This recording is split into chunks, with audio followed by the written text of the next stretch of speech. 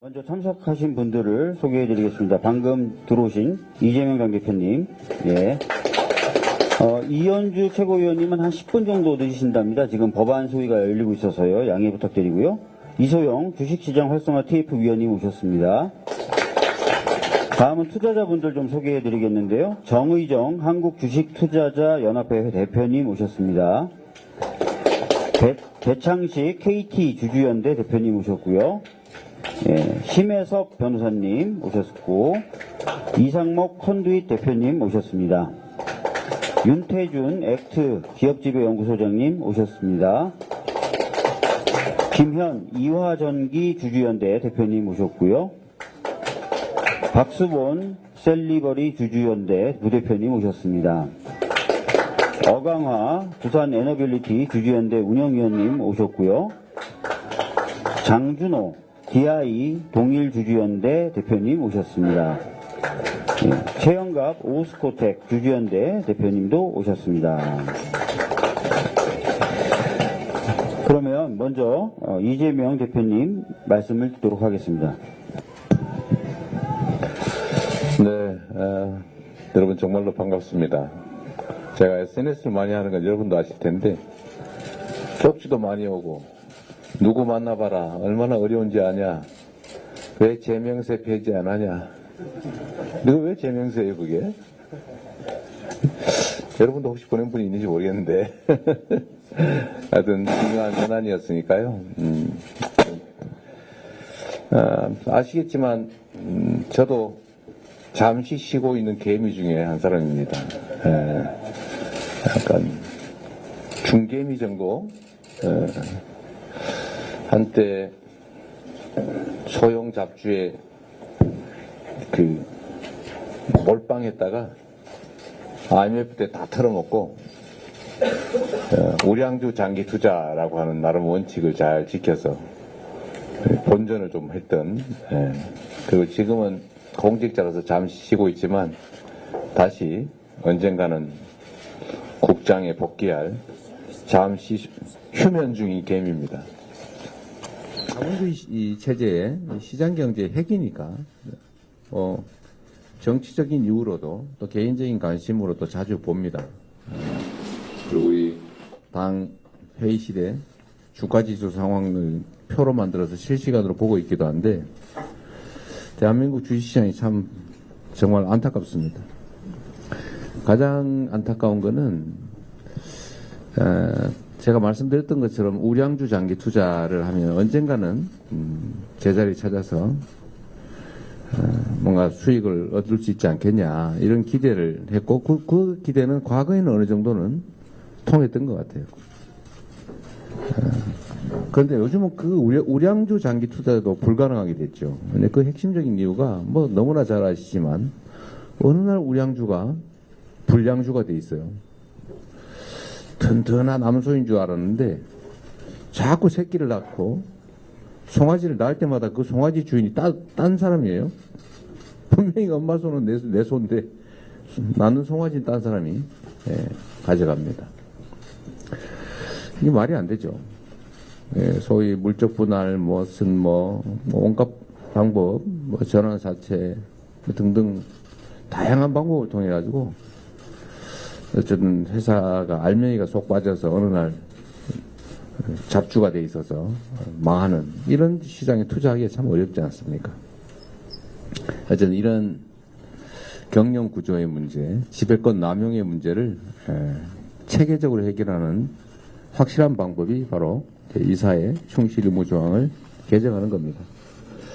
이사가 회사의 실제 주주인 추상적 주체인 회사가 아니라 실제 주인인 주주에게 이익이 되도록 행동할 의무가 있다. 그렇게 만드는 게 필요하죠. 이번 저희가 이번에 금투세 폐지와 동시에 확실하게 추진할 겁니다. 근데 정부 여당이 태도가 또 바뀌었어요. 언제는 하자 그러더니 우리가 실제 한다고 하니까 또 뒤로 발을 빼고 있습니다. 정부도 그렇고 여당도 그렇고 대통령도 그렇고 태도가 좀 바뀌고 있어서 좀 어렵긴 한데 그럼에도 불구하고 우리가 책임지고 통과시킬 생각입니다. 한국 주식시장의 문제는 이런 경영권 남용, 지배권 남용뿐만이 아니라 몇 가지 더 있죠. 일단 대한민국 산업경제 정책이 부재합니다. 도대체 이 나라 경제가 어디로 갈지, 이 나라 산업체제가 어떻게 바뀔지 전혀 알 수가 없어요. 정부가 이 산업경제 정책을 통해서 방향을 정해주고 우리 현장의 기업들에게 희망을 줘야 되는데 그게 다 사라졌습니다. 대한민국 경제가 어디 갈지 알 수가 없죠. 가장 중요한 예를 들면 연구개발 투자, AI에 관한 관심 또는 재생에너지에 대한 관심, 재생에너지는 아니더라도 앞으로 AI 산업의 핵심이 될 전력을 어떻게 지금 앞으로 해결할지가 전혀 답이 없어요. 조용히 있지만 사람들은 다 알고 있죠. 이런 게 다 투자에다 반영이 됩니다. 또 하나의 문제는 주식시장의 불투명, 불공정성이죠. 유명한 거 있지 않습니까? 삼부 토건 어떻게 됐나 모르겠는데 거기 갑자기 5배 올랐잖아요. 그것도 특정한 정치 상황과 맞물려가지고 그러다 또 다시 떨어지고 이거 명확한 주가 조작인 것 같습니다. 제가 보기에는. 이런 게 한두 개가 아니에요. 이 불공정 거래가 아주 일상이 돼 있고 이 불공정 거래를 해도 힘만 있으면 처벌받지 않는다는 것을 전 세계에 지금도 강구하고 있습니다. 대한민국 주식시장에서는 주가 조작을 해도 힘만 있으면 절대 처벌받지 않는다. 이런 걸 전 세계에 광고를 냈으니 누가 대한민국 주식시장에 투자하겠습니까? 이 주식시장의 불공정성도 문제입니다. 세 번째가 그렇고 네 번째로는 이것도 구조적인 문제인데 우리 대한민국 주식은 코리아 디스카운트라고 하는 게 있잖아요. 그 중에 제일 핵심은 역시 한반도의 지정학적 리스크, 안보 상황입니다. 언제 전쟁이 날지 모른다. 혹시 전쟁 나면 어떡하나. 이게 똑같은 주식인데 한국 주식이라는 이유로 저평가되는 이유죠. 그런데 지금 이 한반도의 평화 안보 상황이 점점 나빠지고 있어요. 경제는 불안을 제일 싫어하죠. 불확실성. 그런데 자꾸 남의 나라 전쟁에 끼어들거나 쓸데없이 한반도 휴전선에 긴장을 고조하는 행위를 정부가 스스로 나서서 막아도 부족할 판에 조장을 합니다. 점점 전쟁 위기, 전쟁 위험성이 높아지죠. 국제 연구기관들이 대한민국의 이 한반도에 6.25 전쟁 이후로 가장 전쟁 위험성이 높아졌다. 이렇게 지금 평가를 하는 판에 이 외국인 투자가 잘 될 리가 없습니다.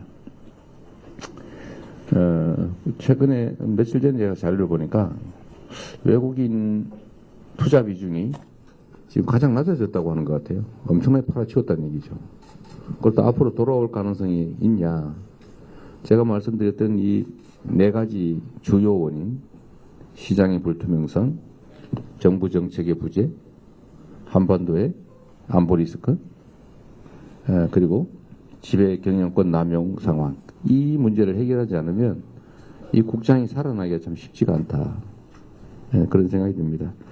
오늘 여러분들 말씀도 좀 듣고 우리 더불어민주당이 집권 세력이 아니어서 행정 권한은 없지만 입법 권한 또 국정 감시 견제 권한을 활용해서 어떤 일을 할 수 있는지를 한번 저희도 고민하고 있지만 여러분의 의견도 들어보겠습니다.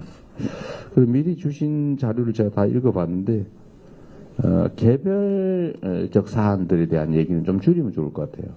그거는 일종의 민원이 돼서 다른 분들이 관심 있는 사안도 아닐 수 있고 또 짧은 시간에 우리 주식시장 전체 대한민국 자본시장 그중에 주식시장을 어떻게 하면 정상화할 수 있을까 이런 문제에 대한 좀 공통의 과제에 대한 얘기를 집중하면 좋겠다는 생각이 듭니다.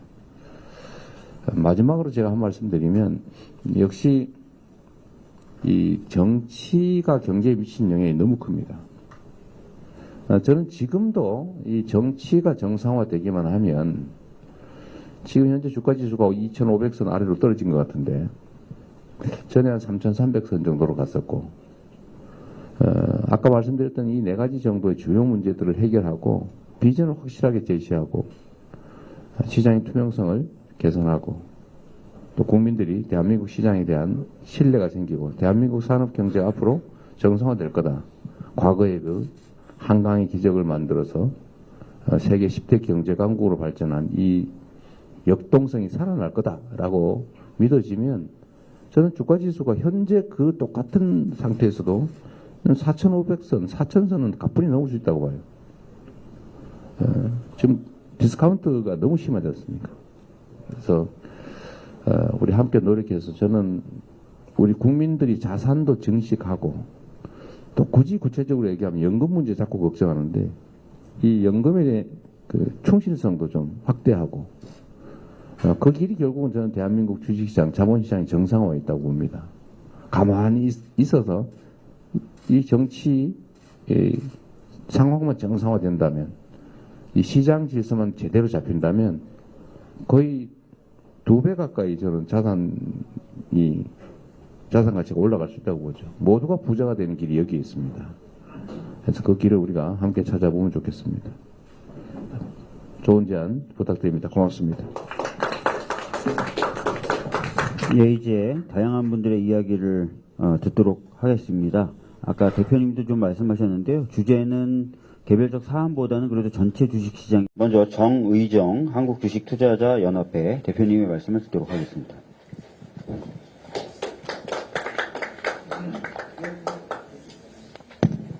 네, 반갑습니다.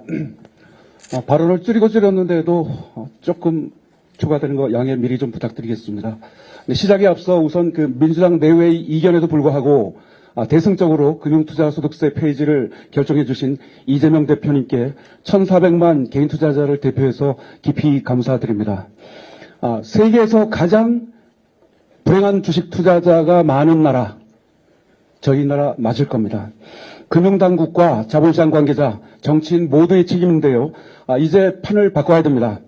상법 이사 충실 의무 개정은 투자한 회사의 주식수만큼의 공정한 권리를 달라는 평등 정신에 기반한 지극히 당연한 요청이며 코리아 디스카운트를 해소할 트리거이자 주주 민주주의의 초석이 될 것입니다. 개발도상국 시절과 지금은 다릅니다. 오너와 지배주주 과잉 보호는 시대착오적 특권입니다. 비정상적 기득권을 유지하는 것은 필히 누군가의 피해로 이어지는데요. 바로 1,400만 개인 투자자입니다.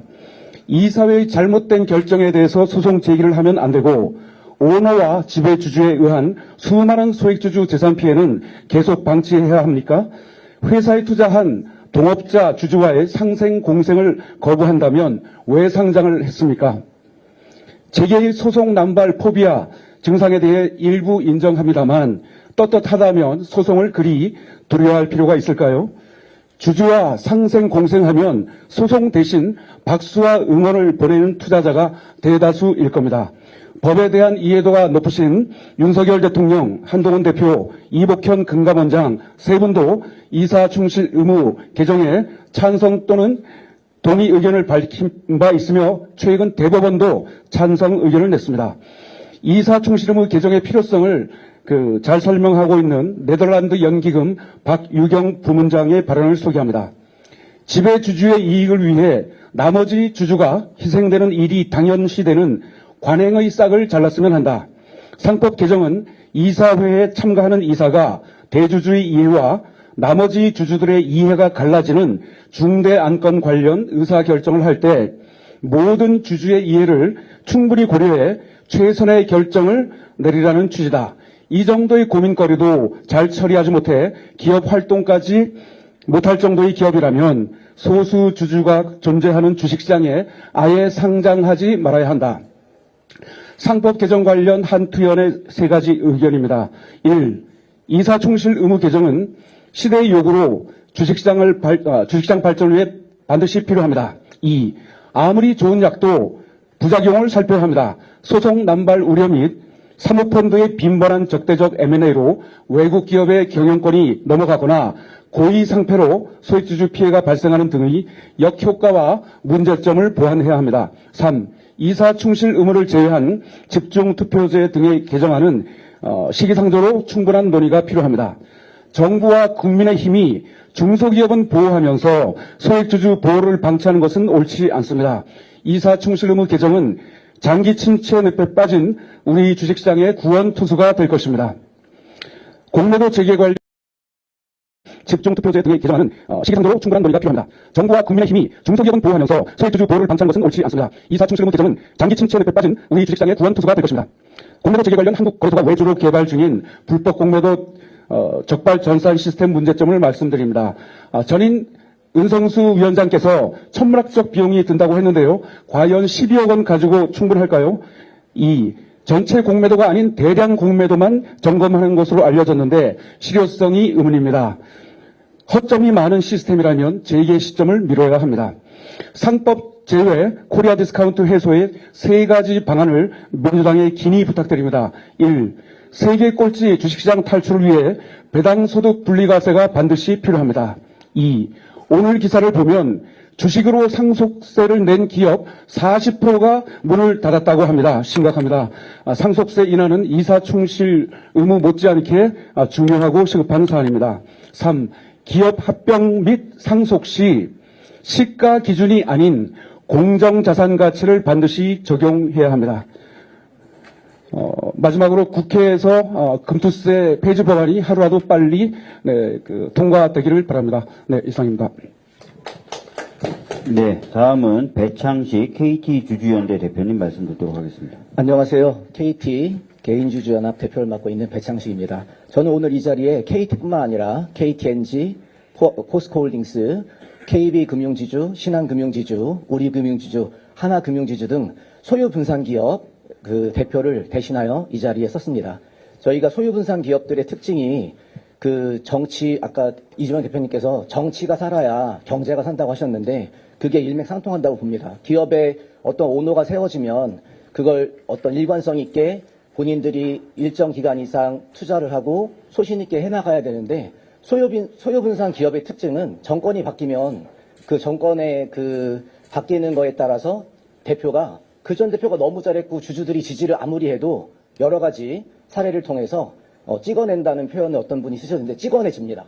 그럼 당연히 일정 기간 이상 제대로 된 정책이 이루어질 수가 없다고 봅니다. 그런 부분이 좀 아쉬운 부분이 있었고요. 부디 다음 정권 때나 그럴 때는 그런 부분들이 좀 없고 역시 대한민국이 정치가 바로 서서 경제가 바로 서는 나라가 되길 바라고요.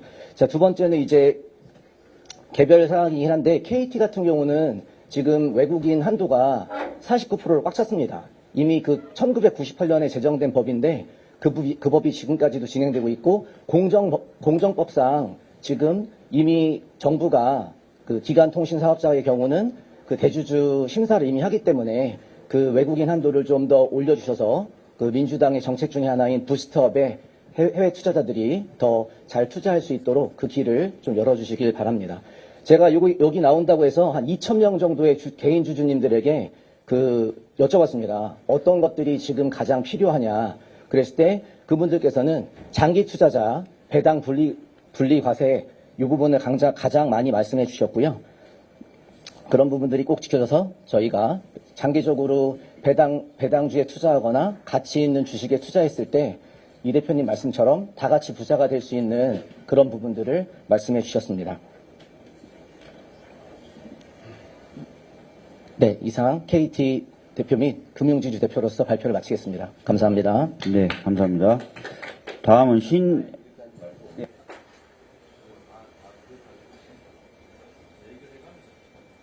네, 그러시죠. 네. 우리 이소영 의원도 혹시 거기 할 얘기 있으면 좀 하시도록 하고, 우리가 모든 걸 다 답할 수는 없을 텐데, 그래서 제가 의견을 저도 몇 가지 말씀을 드리도록 할게요. 질문할 것도 좀 있고. 공매도 시스템 얘기는 12억이 아니고 79억이라고 해요.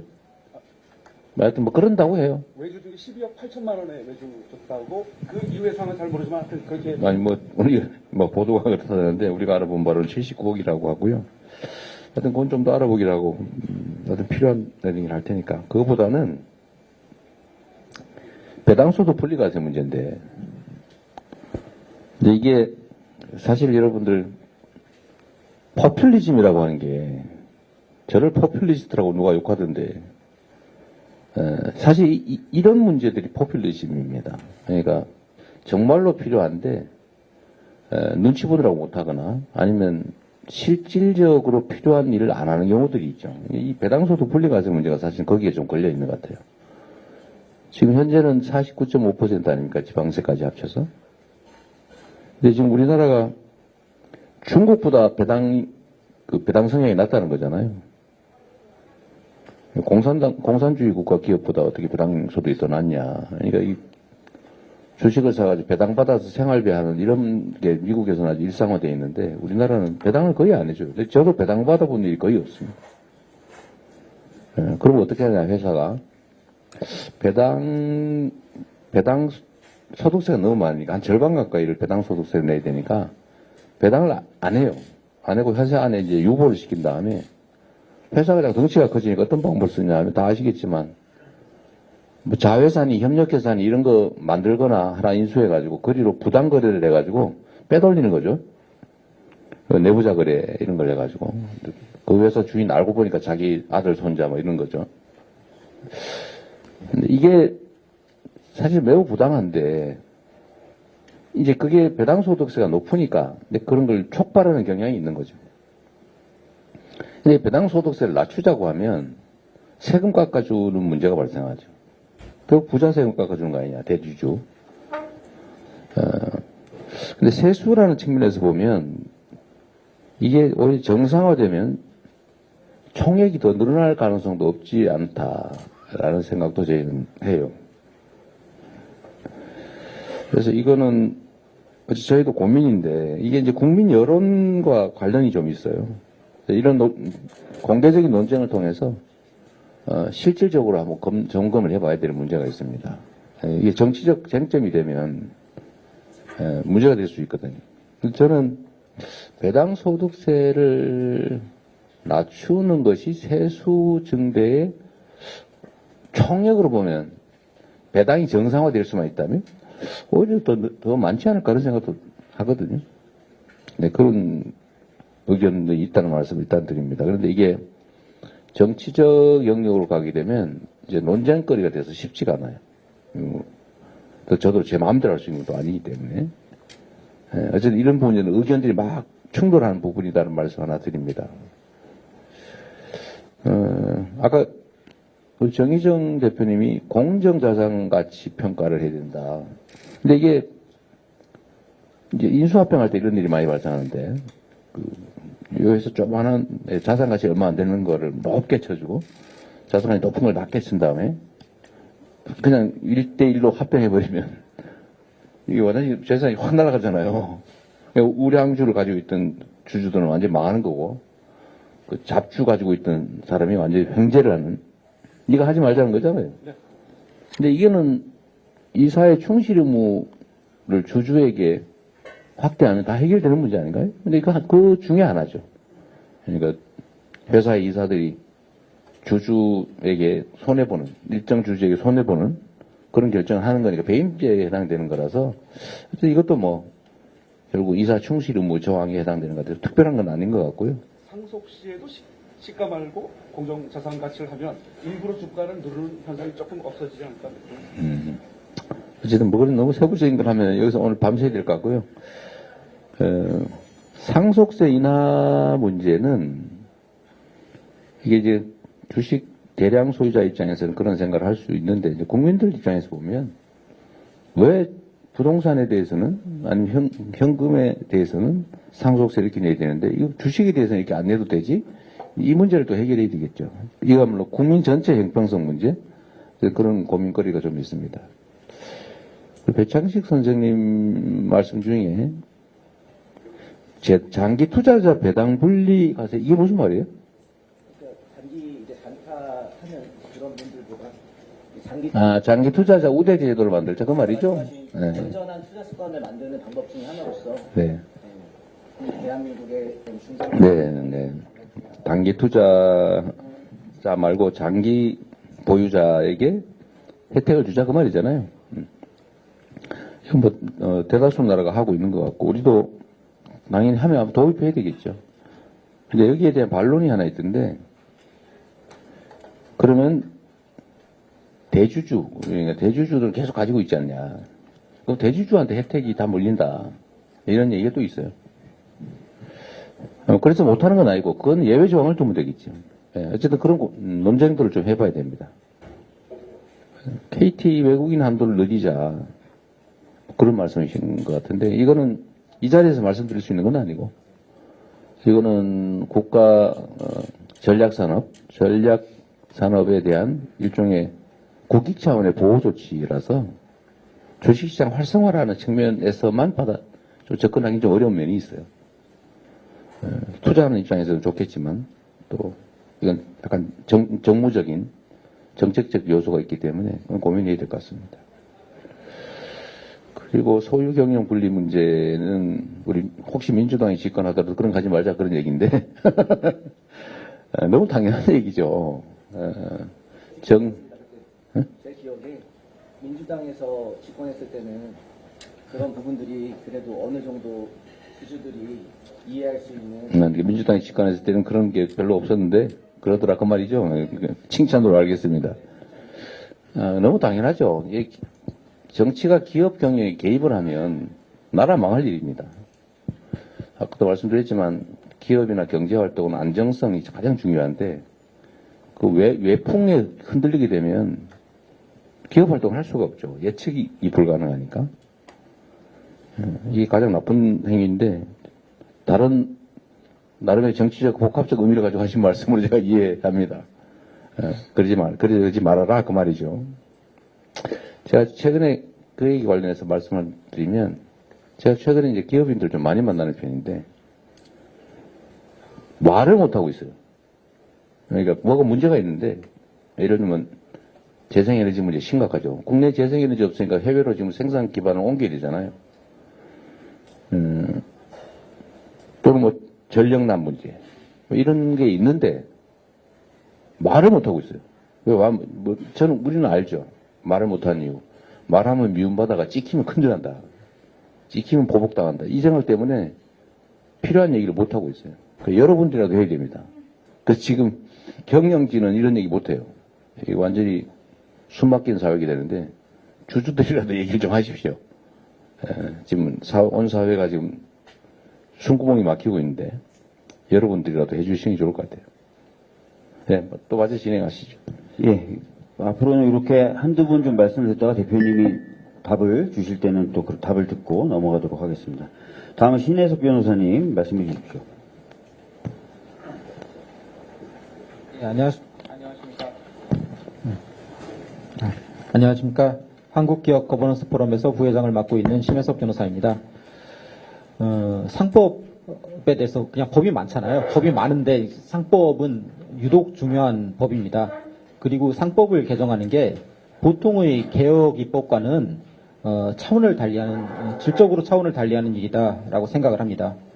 사실 정치 거버넌스에 대해서만 중요하게 생각할지 모르겠는데 우리나라는 자원 배분 그리고 자원을 어떻게 효율적으로 활용할지 중요한 의사결정을 함에 있어서 기업 거버넌스 또한 정치 거버넌스 이상으로 중요합니다. 특히 자본주의가 고도화되면 고도화될수록 기업 거버넌스의 중요성은 더욱 중요해집니다. 지금 우리나라의 기업 거버넌스는 아주 소수, 경우에 따라서 진짜 1, 2% 되는 소수의 지배주주가 권력을 독점하는 방식으로 작동을 했습니다. 그게 굉장히 큰 문제인데 그걸 바꾸려는 시도가 사실 여러 번 있었습니다. 과거에 민주당이 집권 당일 때도 여러 번 노력했습니다만은 미완의 개혁을 했습니다. 사실 이런 수준 높은 개혁 입법을 하기 위해서는 집권당이면서 또 많은 정부의 역량, 노력이 필요한 상황입니다. 그런데 야당에서 사실 이런 수준의 입법을 당론으로 채택을 하고 또 시행을 해나가는 것은 시도를 해나가는 것은 사실 저는 전대미문의 일이다, 굉장한 일이다라고 생각을 합니다. 일대 사건이다라고 생각을 합니다. 코리아 디스카운트를 해소하고 자본시장을 몇 단계 업그레이드 하는데 기여할 것이다라고 생각을 합니다. 특히 이 자리에서 구체적인 사항까지도 일일이 챙겨가면서 또 말씀하시고 답변하시는 이재명 대표님 그리고 민주당의 존경과 깊은 감사의 인사를 드리고 싶습니다. 다만 이게 또 진행하면서도 한 가지 부탁드리고 싶은 게 이게 디테일도 또 중요합니다. 끝까지 또 잘 챙겨야 합니다. 정부는 제가 알고 있기로는 이사가 총주주를 위해 노력해야 된다. 그 노력 의무라는 식으로 그 입법의 정도를 어떤 규범력의 정도를 훼손하려고 하고 있습니다. 법률가라면 노력 의무가 법적 의무가 아니라는 걸 다 알고 있습니다. 충실 의무를 사실상 그렇게 되면 형해화하는 그런 상황이 될 것입니다. 끝까지 집중해 주시기 바랍니다. 그리고 집중투표와 이사의 분리선출 이거 모두 중요한 일이고 그것까지도 잘 챙겨서 끝까지 입법에 힘써 주시기를 부탁드립니다. 이상입니다. 네, 우리 신혜석 변호사님 그 전문 용어 하나 쓰셨어요. 형해화. 이거 아무도 못 알아들 텐데. 네, 뼈다귀로 만들어버린다. 그 말입니다. 법률가들이 쓰는 얘기인데. 네, 진짜 그렇죠. 노력해야 된다. 잘해라. 이거하고 똑같죠. 네, 열심히 해라. 그 말하고 똑같습니다. 안 해도 그만이죠. 제가로는 민주당이 하면 그렇게 절대 안 합니다. 안 하면 안 했지. 그렇게 우리 국민들을 속이는, 하는 것 같은데 내용은 없는, 이런 것들은 하지 않을 겁니다. 노력해야 된다. 이런 식으로 개정할 거면 하지 말아야죠. 그게 국민 우롱 아니겠습니까? 집중투표나 감사 분리선출 뭐 이런 것들은 다 이사감사 분리선출 뭐 이런 거 할 거고요. 제가 이거 사실은 이게 상법을 개정할 일이 아니고 원래는 자본시장법을 개정해야 됩니다. 이 상법은 모든 회사에 다 적용되잖아요. 뭐 예를 들면 주주가 2명인 회사 이거 다 적용되잖아요. 비상장에서 다 적용되니까 이 문제예요 사실은. 다수의 소수 주주가 있는 소액 주주들이 있는 소위 상장 등록된 회사들 중심으로 규제를 해야 되잖아요. 근데 자본시장법을 개정하려면 이게 정무위 소관이라서 그 위원장이 저쪽 편이기 때문에 절대로 안 할 거거든요. 그러면 뭐 패스트 트랙 뭐 이런 거 하면 한 6개월, 1년씩 걸려서 언제 어떻게 될지 모릅니다. 그래서 사실 부득이하게 상법 개정을 하기로 한 건데 약간의 무리가 있어요. 우리도 압니다. 그런데 어쩔 수 없어요. 지금의 정치 상황이 이걸 안 할 수는 없고 반드시 해야 되는데 지금 의회의 국회 상임위 구성 상황이 자본시장법을 개정하려면 여당 상임위원장을 넘어야 되는데 그게 불가능합니다. 보셔서 아시겠지만. 그래서 아마 이것도 저쪽이 동의할 가능성은 없어서 아마도 일방 처리 가게 될 가능성이 많습니다. 여러분들이 많이 도와주셔야 돼요. 국회에서만 할 수 있는 게 아닙니다. 우리 개미 여러분들이 여러분들의 이해관계에 직결되어 있기 때문에 직접 좀 나서야 됩니다. 국회에만 맡겨놓는다고 잘 안 됩니다. 거부권 행사할 가능성도 많죠. 여기서 거부권 행사가 유행 아닙니까? 실제로 저는 거부권 행사할 가능성이 상당히 있다고 봐요. 여러분들이 좀 나서야 된다 이 말씀 하나 드리고요. 사실 이제 되게 상장회사들 같으면 대주주라고 해봐야 주식 보유 비중이 뭐 한 20%? 30%? 뭐 심하게는 5%? 3%? 이 정도를 가지고 있으면서 0.0001% 가진 압도적 다수의 한 8, 90% 이렇게 되는 압도적 다수의 소액 주주들보다 이제 권력을 엄청나게 행사하는 거죠. 그러니까 과반수도 갖고 있지 않으면서 절대 권력을 행사하는 이 비정상을 해소하자. 그게 주로 이 얘기 아니겠어요? 그래서 지금 반드시 해야 될 겁니다. 근데 어떤 문제가 있냐면 이게 이제 대주주, 그러니까 실제 경영 지배권을 행사하는 대주주들 입장에서는 불안한 거예요. 혹시 감옥가는 거 아니야, 이거 하다가. 예를 들면, 지금 이게 이 나라의 가장 심각한 문제인데, 이게 검찰이 수시로 그 웬만한 회사들 자료를 가지고 심심하면 내사를 한단 말이에요. 배임죄 이런 걸로. 한번 조사 한번 해볼까? 그러면 난리가 나지 않겠어요? 죄가 되든 말든 막 기소해가지고 재판을 몇 년씩 해버리면 회사 망해버리거든요. 지금 삼성전자가 제가 그러고 있는 것 같아요. 불행한 일 아닙니까?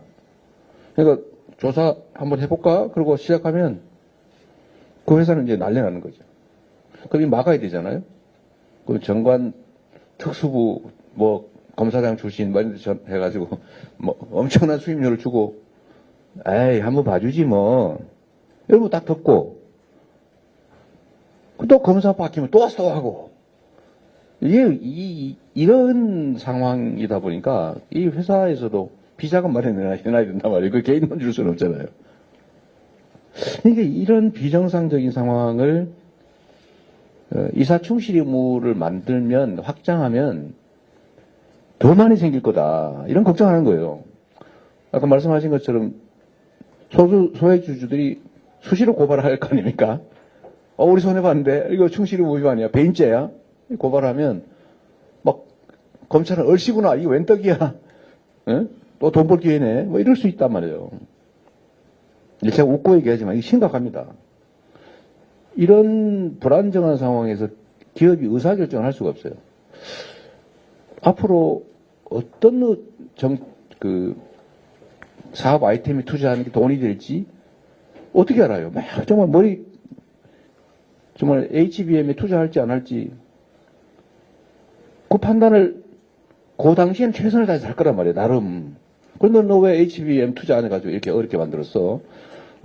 그렇게 안 한 거 배임죄야. 근데 해서 이러면 어떡할 거예요? 지금 그러고 있어요. 실제로.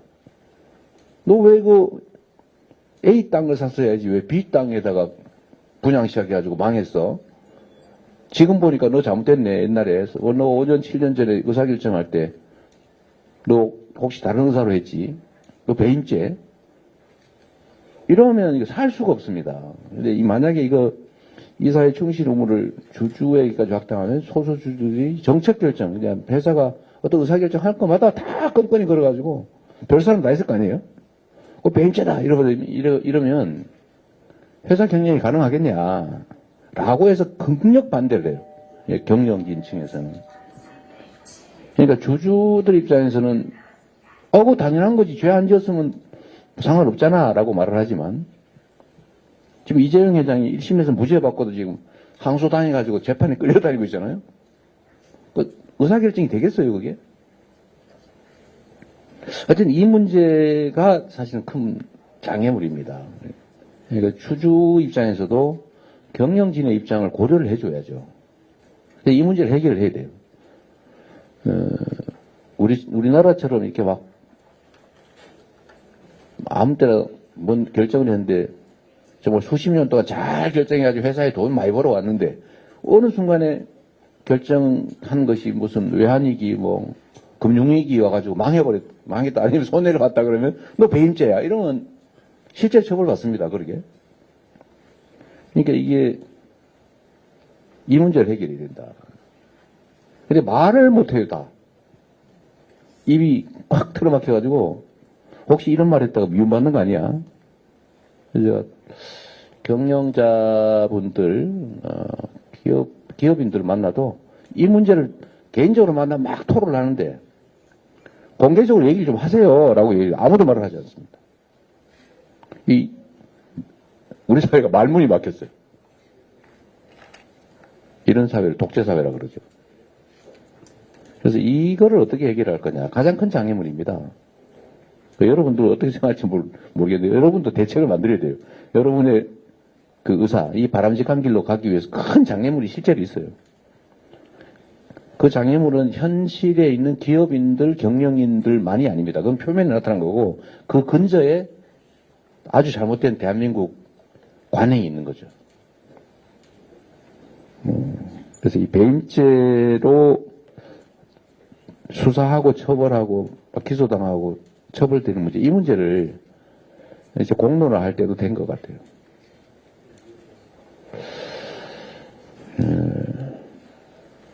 여러분들 의견도 한번 듣고 싶어요. 이거 문제를 어떻게 할지. 그래서 저는 민사로 예를 들면 뭐 분쟁을 해가지고 뭐 가처분을 하고 이사 지위를 뭐 어떻게 하고 뭐 이런 건 괜찮습니다. 그거는 그 법정에서 해결하면 되고 현실적 장애는 아닌데 이걸 가지고 형사처벌 대상으로 삼으면 그 불안해서 살 수가 없어요. 이런 문제에 대한 경영인, 기업인 측의 우려를 우리도 무시하기 어렵습니다. 그래서 사실 여러분 투자하신 여러분들의 의견도 사실 좀 듣고 싶어. 이거 어떡할 거냐.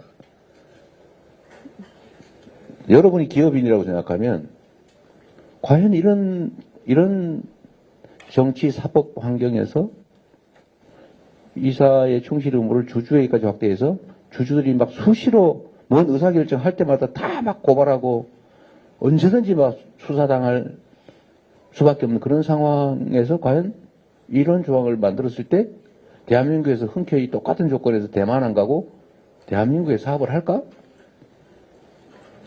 그건 걱정이 있습니다. 우리는 전체를 봐야 되니까요. 여러분의 주장을 하시는 것도 좋은데 이런 문제에 대한 상대의 입장에서 여러분의 의견도 한번 말씀해 주시면 좋을 것 같아요. 네. 제 고민입니다. 예. 많은 분들이 고민하고 있죠. 그럼 이상목 컨두잇 대표님 발언하실 텐데요. 뭐 대표님 생각 관련돼서 말씀 주셔도 좋고요. 예. 예. 일단 방금 말씀하신 부분에 대해서 먼저 제 생각을 말씀드려보자면 분할합병 1년에 한 번 활동하는데 그런 거에 있어서까지 우리가 그분들 너무 이제 심하게 걱정하는 거 아닌가 이런 생각을 해봅니다. 당연히 그 이사로서 그런 의무를 지어야 되고 이제 외국 같은 경우는 그런 것 때문에 이제 이사회 일원들을 위해서 이제 뭐 보험도 가입하고 뭐 이런 걸로 알고 있거든요. 그래서 뭐 그런 식으로 해결하면 되지 않을까 생각을 하고요. 일단 저 소개해 드리자면 저는 DB하이텍 물적 분할 반대하다가 액트를 창업한 지 3년 차가 된 이상목이라고 합니다. 저는 소액주주 연대 플랫폼으로서 약 8만 명의 그 어떤 주식 투자자들의 눈물을 매일매일 보면서 생활을 하고 있고, 그래서 전 좀 현장의 목소리를 오늘 좀 전달하고자 이렇게 나왔습니다. 어떻게 보면 우리나라 여기도 지금 국내 주식시장 활성화라고 적어주셨는데, 저는 이걸 위해서는 한 단어로 말하자면 신뢰 회복이 제일 중요하다 생각을 하고 있고, 신뢰 회복이 되려면 기본적으로 주주총회에서 이사들을 뽑아서 이사회가 구성되고, 이사회에서 중요 의사결정을 하고, 여기서 또 대표이사를 뽑아서 일상적 경영권을 행사하는 것이 기본적인 기업 지배구조인데 이게 다 무너져 있습니다. 그래서 주주총회의 정상화 그리고 이사회 정상화가 이 두 가지가 너무나도 중요한 과제이고요. 그래서 이제 상법 개정은 당연히 이사회 정상화로서 가장 중요한 이야기고, 저는 이제 현장에서 주주총회가 무너져 있는 순간들을 너무 많이 봅니다. 그래서 일단은 배임 횡령한 대주주가 의결권이 당연히 제한되어야 되는 게, 배임 횡령 해놓고 본인들이 계속 경영권 유지하면서 의사결정을 계속 한다는 것 자체가 말이 안 되는 것이고 회사가 개선이 될 수가 없습니다. 그래서 지금 우리나라 거래 정지된 수백만 주식 투자자들의 눈물을 꼭 살펴봐 주셨으면 좋겠고요. 그리고 주주총회가 무너져 있습니다. 표에서 이겼는데 주총에서 집니다. 의결권을 제한하고 위임장 조작합니다.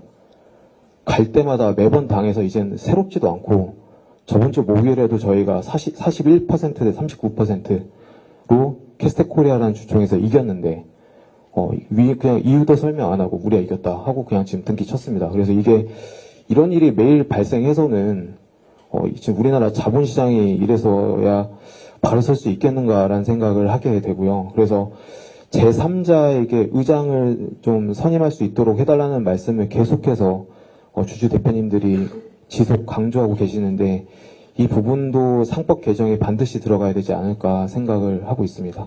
네, 이상입니다. 네, 그래. 현장에 참 별일이 다 있는 모양이군요. 근데 이게 의결을 실제로는 41대 39였는데 서류 조작을 통해서 반대로 만들었다. 41을 줄였다는 거죠. 의결권을 제한시켜서 의결권을 제한해? 41%의 의결권을 20%대로 딱 줄여버려가지고 오히려 표가 역전되게 만든 겁니다. 어떻게 줄일 수가 있죠? 부당하게 의장이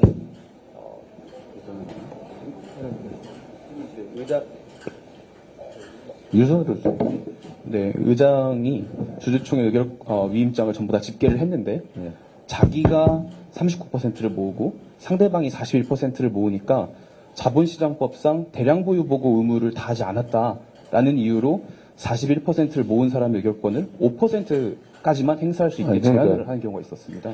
그러니까 그거는 불법을 자행했다는 거 아니에요? 네, 그래서 결의 취소 소송 당연히 하겠지만 그러니까 시간이 오래 얘기는 결국은 뭐 조작이든 위조든 어쨌든 불법을 행했다 그 말이잖아요. 근데 불법을 행하는 것을 해결하기 위한 입법이라고 하는 건 사실은 무망한 겁니다. 이미 법을 어기고 있는데 그 법을 어기는 거에 대해서 법을 어기는 거에 대한 대책법을 만드는 거는 그럼 논리적으로 그럼 끝이 없죠. 그럼 그 새로 만든 법도 또 어길 텐데 불법을 하는 것에 대한 제재를 명확하게 확실하게 하는 거. 이제 그게 방법이겠죠. 새로운 법을 만든다기보다는 어쨌든 뭐 필요한 것 같고요. 아까 분할 합병이 1년에 한두 번 있을까 말까 하는데 그 보험으로도 해결할 수 있다 뭐 이런 말씀 하셨는데요. 분할 합병에만 이사의 충실 의무를 정한 분할 합병에만 정해지는 게 아니고 모든 의사결정에 다 적용되죠. 분할 합병이든 전환사채 발행이든 무슨 뭐 물적 분할이든 뭐 다 적용되는 거죠. 회사의 모든 의사결정에는 이 법이 일괄적으로 적용됩니다. 그러니까 분할 합병 안 하면 해당 없지 아닙니다. 유럽으로 진출할 것이냐, 아프리카로 진출할 것이냐, 거기 어디에 중점을 두고 그 회사에 역량을 투입할 거냐, 이것도 유럽으로 했는데 아프리카 시장이 더 커졌어요. 너 알고 그랬지? 라고 하면 어쨌든 형식적으로 문제될 수 있어요. 뭐 실제로 그럴 수도 있죠. 뻔히 알면서 일부러 유럽으로 갈 수도 있죠. 아프리카 훨씬 더 빨리 성장할 것 뻔한데. 그럼 배임죄죠.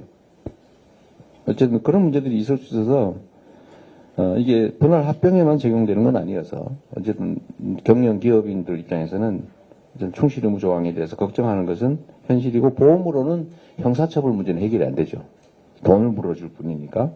어쨌든 그런 문제들이 좀 있다. 뭐 굳이 반론하려는 건 아닌데 그렇게는 해결이 되지 않을 거다.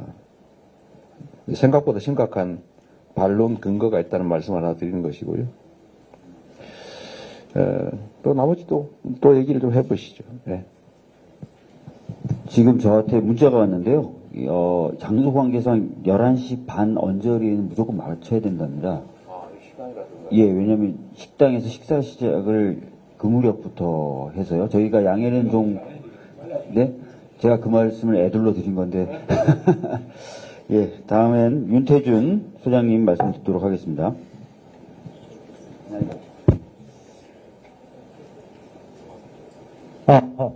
네, 안녕하십니까. 수액주주 행동주의 플랫폼 액트의 윤태준 연구소장입니다. 먼저 대표님께서 주신 말씀 관련해서 조금 저의 그 탁견을 조금 드리자면 사실 뭐 저는 기업 지배 구조로 박사를 받은 사람인데요.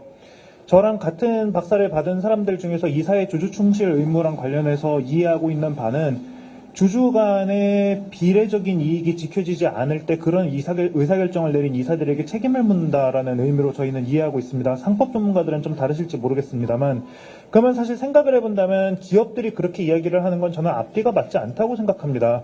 말씀 주신 대로 HBM에 투자를 안 해서 삼성전자가 어려워졌다는 건 사실 전혀 이거에 해당되지 않고 주주의 비례적 이익을 해야 하는 상황이 아니기 때문에 소송의 대상이 될 수가 없는 것이고요.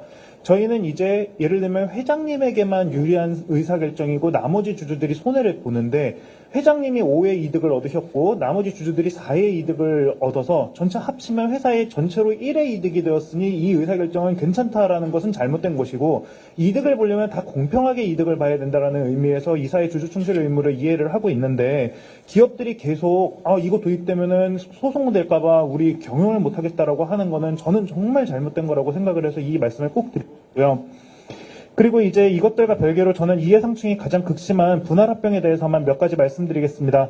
상법이 아니라 자본시장법과 관련된 영역이고 그 중에서도 시행령과 관련된 영역입니다만 그렇다고 하더라도 분할합병 등과 같은 사항에 대한 공시가 강화되어야 됩니다. 여기에서 강화되어야 된다는 건 분할비율, 합병비율에 대한 산정 기준은 물론이고요. 그것뿐만이 아니라 이게 나중에 완료가 되었을 때 기업 각사의 주주가치에 어떻게 미칠지가 굉장히 구체적으로 제시가 되어 있어야 되는데 현재 저희 분할합병 보고서를 보면은 잘 될 것이다. 아니면 자기네가 의도적으로 기업 가치를 낮게 평가하고 싶은 기업의 경우에는 뭐 이런 불안 요소가 있어서 현재 잘 되고 있지만 뭐 앞으로는 잘 모르겠다. 정말 이렇게만 적어둡니다. 지금 두산이 딱 그렇습니다. 자기들이 기업 가치를 높게 평가하고 싶은 두산 로보틱스는 매년 적자를 보고 있는데도 앞으로 전망이 좋다라고만 적어놓고 그 근거도 없고요. 두산 밥텍 같은 경우에는 지금 돈을 잘 벌고 있지만 뭐 이런 요인 때문에 5년 뒤에 어떻게 될지를 모르겠어서 이익만 가지고 평가하기가 어렵다라고 명시적으로 적어놨습니다. 이런 일은 말이 되지 않고요. 이런 공시가 굉장히 강화되어야 된다라고 생각을 합니다. 그리고 시간 관계상 나머지는 안건만 말씀드리겠습니다. 기업 구조재편과 관련된 사항을 다룰 때 이사나 주주들이 생각할 수 있는 시간이 훨씬 주어져야 됩니다. 현재 저희가 알기로는 많은 이사분들이 이사회 소집 며칠 전에 이런 중요한 안건을 전달받는다고 알고 있습니다. 최소 4주 전에는 이사회에서 이런 안건이 다루어질 거라는 것을 알아야 되고요. 그분들이 그거에 대해서 의견을 충분히 준비해 오시고 그 의견이 공시가 되어야 된다는 걸 말씀을 드리고 싶고요. 주주들도 생각을 할 시간이 주어져야 되는데 분할합병을 다루는 주주총회의 소집 공고가 2주 전에 나오게 되면 사실 주주들이 힘을 모을 수가 없습니다. 최소 분할합병을 다루는 주주총회는 4주 전에 주주총회 소집 공고가 되어야 된다고 강하게 말씀드리는 바입니다. 또한 콕 집어서 말씀을 드리면 포괄적 주식 교환이라는 제도가 있는데요. 최근 이 제도는 원래 외환위기 이후에 기업 구조조정을 돕기 위해서 도입된 제도였으나 실제로 요즘에는 투자자들이 원치 않는 자발적 상장 폐지를 하기 위한 수단으로 악용되고 있습니다. 이 법의 입법 취지를 따라서 지주사로 전환을 한다든지 하는 특수한 경우에만 이 제도를 활용할 수 있도록 해야지 지배주주가 나머지 주주들의 의사에 반하게 자발적으로 상장 폐지를 하는 수단으로 이용되어서는 안 되겠습니다. 이 세 가지만 말씀드리겠습니다. 감사합니다. 네. 다음은 김현 대표님 말씀을 듣도록 하겠습니다. 안녕하세요. 저는 현재 대주주의 배임 횡령 혐의로 거래가 정지된 EID 이트론 이화전기 이화그룹 3사의 대표직을 맡고 있고요. 그리고 작년 거래 정지된 종목들 위주로 해서 주주연대 법연합이라는 단체를 만들어서 활동하고 있는 이화그룹 주주연대 및 주주연대 법연합 대표 김현이라고 합니다. 저는 오늘 보편과 상식에 대한 담론이라고 생각합니다. 그래서 개별적인 사안에 묻히지 않고 보편적인 얘기 속에서 주주들의 아픈 분들을 좀 공론화시켰으면 좋겠다는 취지에서 자리에 참석했고요. 이 자리에 초대해 주신 우리 관계자분들께 진심으로 감사드립니다. 사실 저희 연대가 주목받게 된 경우는 좀 특이한 케이스입니다. 거래재개 당일 장중 재정지라는, 그러니까 불과 거래가 정지되고 거래가 재개되고 그리고 불과 5시간 만에 장중에 거래 정지가 되는 사상 초유의 사태가 발생해서 언론에 이슈화가 됐고요. 그 과정에서 많은 언론들이 관심을 가져주셔서 이만큼 버틸 수가 있었습니다. 제가 오늘 드릴 말씀은 작년 우리 민주당 전 이용우 국회의원님의 도움 그리고 관계자분들의 도움으로 국정감사에 참석해서 동일한 말씀을 드린 적이 있었습니다. 그리고 그것과 관련해서 오늘 다시 한번 말씀드리고 싶은 건 사실 보편과 상식에서 우리 한국 증시시장이 가지고 있는 가장 큰 문제점, 거래 정지 종목으로 인해 거래 정지를 고통받고 있는 개인 투자자들이 저희 이화그룹만 36만 명입니다. 그런데 저희는 단일 종목이고요. 그런데 지금 100여 개가량이 되는 거래 정지 종목이 있습니다. 그렇다면 이건 수백만의 문제이기도 하지요. 근데 공통적인 이유가 소수의 잘못으로 인해서 다수가 피해보는 구조입니다. 이 부분. 저는 증시교란 행위, 배임 혹은 횡령, 그리고 경제 관련 범죄, 전과가 있는 대주주나 그리고 지주 이런 부분의 상장을 사전적으로 차단해야 된다고 생각을 합니다. 그리고 이 부분을 포함하는 증시교란 행위 특별법 제정, 형량이 강화돼야 됩니다. 이 제정으로 개인 투자자 그리고 시민들의 자산 보호를 도모할 필요가 있다라는 게 제 생각이고요. 이 부분은 사전적으로 예방책을 마련해야 되는 부분이고요. 두 번째는 거래 정지가 된 종목들의 특징이 뭐냐면요. 정보의 비대칭성입니다. 제 자산이 수백, 수천, 수억이 될 수 있는 자산이 한순간에 휴지 조각이 될 수 있는 상황에서 그 상장 폐지 사유를 저희가 알 길이 없습니다. 상장 폐지 사유는 거래소와 기업 간에만 공유되고 있어요. 그리고 그 상장 폐지 사유에 대한 의혹들을 해소하기 위해서 회사는 개선 계획을 세우고 이행 내역을 한국거래에서 보고합니다. 그 과정에서 실제로 자기의 자산을 투자한 주주들은 철저하게 배제되어 있는 구조거든요. 그래서 저는 이 불공정성, 정보의 비대칭성을 해소하는 게 바로 이 불공정성을 시급하게 해결할 수 있는 가장 중요한 단초라고 보고요. 그 다음에 세 번째 같은 경우에는 지금 한국거래소의 판단 기준은 거래 정지 기간을 단축시키겠다. 거래 정지 기간을 단축시키는 시스템 자체는 저는 궁금하죠. 거래 정지 기간을 단축시킨다는 말의 이면 속에는 상장 폐지 기간도 단축시키겠다는 거죠. 그런데 문제는 거래 정지와 그리고 개선 기간 부여, 거래 재개의 가장 큰 기준이요. 배임과 횡령으로 인해서 고발된 사람들에 대한 법적 판단 기준이 나와야 됩니다. 그런데 아시다시피 횡령은 명시적으로 비교적 명확하게 적시가 되어 있기 때문에 회사의 적극적인 환수 조치만 된다면 충분히 회수할 수가 있습니다. 그런데 배임은 다르죠. 아까 대표님께서 말씀하셨다시피 분쟁의 여지가 크고요. 저희 같은 경우에는 지금 1심 판결이 1년 반 넘게 나오지가 않고 있습니다.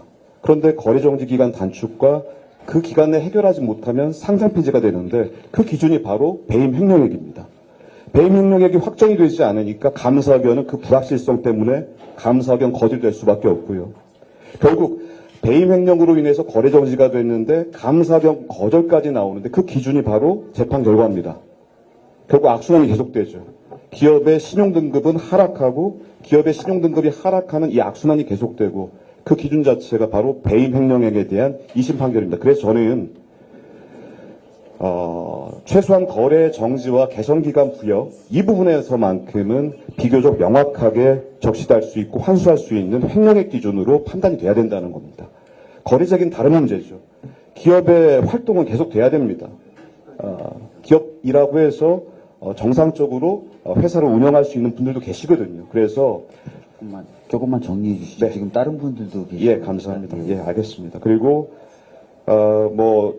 앞에서 말씀드렸다시피 제가 오늘 꼭 드리고 싶은 말씀은 이 상장 폐지나 거래 정지로 종목돼 고통받고 있는 주주분들을 위해서 최소한 법적 시스템, 거래 정지와 그 다음에 이어지는 개선 기간 부여 이 부분에 대해서만큼은 보다 명확하고 확실하게 끝낼 수 있는 횡령액 기준으로 판단 기준을 잡아주시면 감사하겠고요. 마지막으로 우리 액트와 같은 사회적 기업에 대한 지원책, 저변 확대를 위한 필요성들 공감하시면 지원책도 마련해 주셔서 감사하겠습니다. 네, 감사합니다. 네. 다음 박수본 부대표님 말씀 듣겠습니다.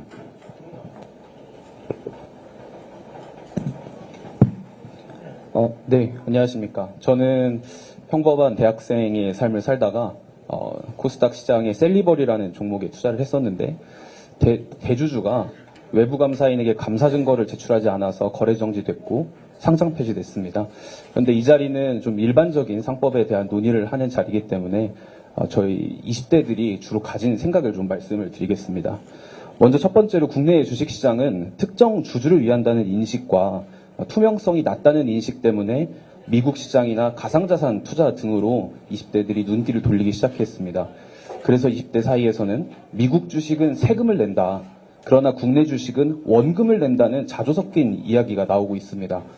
대형주는 알짜 사업부는 지배주주가 독식하는데 이를 막을 방법이 없고 소형주는 허위 공시를 주주들이 검증할 방법이 없다는 인식 때문입니다. 그래서 과연 이사들이 지배주주가 아닌 총주주를 위한 의사결정을 단 한 번이라도 검토하고 이를 공시한다면 이런 일이 자주 반복될 수 있을지 의문입니다. 소형주 공시제도에 대해 좀 말씀을 드리면 공시제도 같은 경우는 금융감독원이나 한국거래소에서 인력이 부족하다는 이유로 공시의 진위 여부를 검증하는 제도가 없습니다. 그래서 전적으로 상장법인, 그러니까 공시법인의 자율성에만 의존을 하고 있는데 거짓 공시나 허위 공시를 하더라도 실효성 있는 과징금 부과 조치가 이루어지지 않습니다. 그래서 국가가 정보 비대칭을 조장하는 게 아니냐 이런 자조 섞인 이야기까지 나오고 있습니다. 현재 저는 이사가 주주총회 결의 없이 보수를 무단으로 수령했음에도 보수를 수령하지 않았다고 허위 공시한 이사들에 대한 주주 대표소송을 제기해서 현재 서울 서부지방법원에서 소송 계속 중입니다. 물론 재판부에서 증거 신청을 적극적으로 수용해 주신 덕분에 원고인 저는 입증 책임을 좀 덜 수 있었습니다. 이처럼 공시해야 할 사항을 이사가 공시하지 않거나 허위로 공시해서 회사에 피해가 발생하여 주주대표 소송을 주주들이 제기하는 경우에 그 입증 책임도 이사가 지도록 바꿔야 한다고 생각합니다. 스스로 허위 공시를 했기 때문에 그 자율성에 대한 책임도 그 자가 져야 되는 게 마땅하지 않느냐는 의견입니다. 현행 외부감사법이 감사보고서를 발행한 감사인이 입증 책임을 지도록 한 것처럼 상법도 개정할 필요성이 있다고 생각합니다. 정리하면 상법 개정을 통해서 이사가 총 주주의 이익을 단 한 번이라도 고려할 수 있게끔 변화가 된다면 주주들은 마침내 자신이 보호받을 길이 생겼다는 인식 덕분에 국내 주식시장에 대한 신뢰도가 높아질 것이라고 생각합니다. 마지막으로 이런 이 국내 주식 투자자들의 이야기를 들을 수 있게끔 자리를 마련해 주신 우리 이재명 대표님 그리고 민주당 의원님들께 진심으로 감사의 말씀을 드립니다. 감사합니다. 예, 다음은 어강아 운영위원님 말씀 듣도록 하겠습니다. 안녕하십니까. 네, 저는 지금 그 심폐소생술이 지금 필요한 응급 환자 주주 대표로해서 나왔습니다. 우리가 어제 금융위원회가 M&A 자본법 시행령을 어제 전에 입법 예고해서 11월 26일 날 이제 실행을 한다고 했습니다. 근데 그 실행령을 보고 이제